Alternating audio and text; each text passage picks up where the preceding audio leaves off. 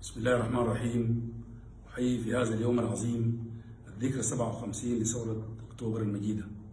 ظللنا لما يزيد عن ال5 عقود نبحث عن المشروع الوطني الديمقراطي الذي بدأ بثورة أكتوبر في العام 64.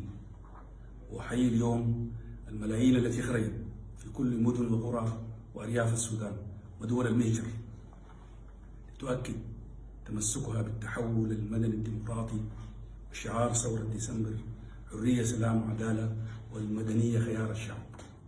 لقد أثبتنا اليوم تمسككم بالسلمية والتزامكم بالسير في درب الحرية والديمقراطية والتحول المدني الديمقراطي.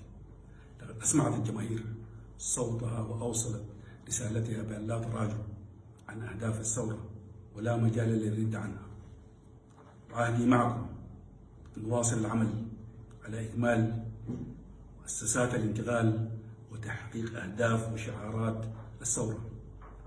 أحييكم مجددا وأشيد بالدور العظيم الذي ظلت تطلع به الشرطة في حماية المواطن وكل وسائل التعبير السلمية. شكرا.